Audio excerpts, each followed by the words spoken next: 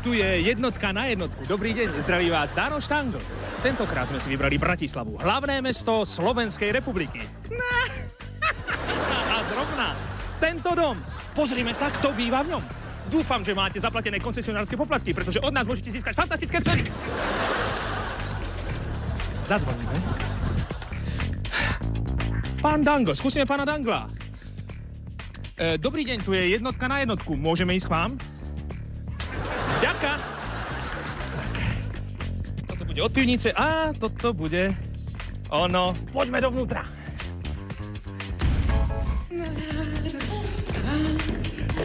Poďme, Marián, Andrejka. Poďte.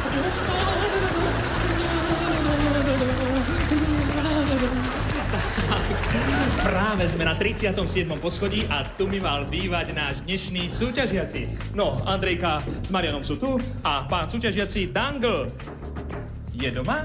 Dobrý deň. Dobrý deň. My sme jednotka na jednotku. Dobrý deň, nech sa páči, poďte ďalej. Tak, ďakujeme pekne. Nech sa páči. Ja som vás ani nečakal, ja som ani neupravený. Viete čo, ja som slušný chlapec, ja sa vyzúvam. Ale iste, nech sa páči, poďte, vás ale je. Toto je pani manželka?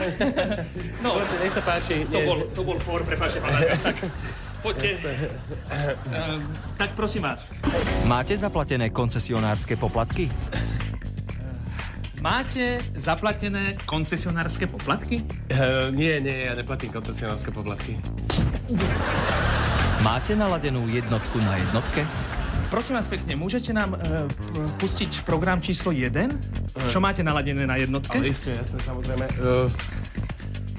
Ja tam mám diamant, práve diamant.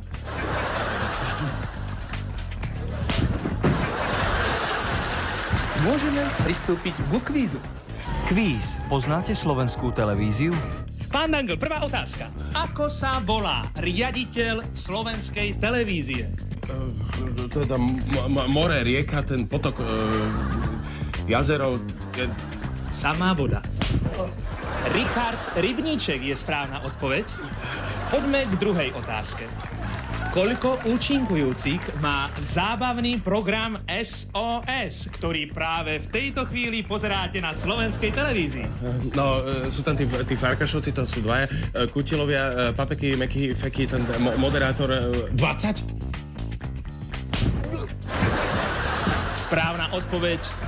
4 sú iba 4, ale sú takí šikovní, že zahrajú aj 20 postáv. Poďme k poslednej otázke. Pán Dangl, v ktorej relácii momentálne účinkuje jeden talentovaný, šikovný, vyštudovaný, jeden z najlepších slovenských hercov, komikov aj moderátorov, úspešný Roman Pomajbo?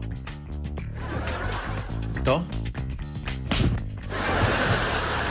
Správna odpoveď.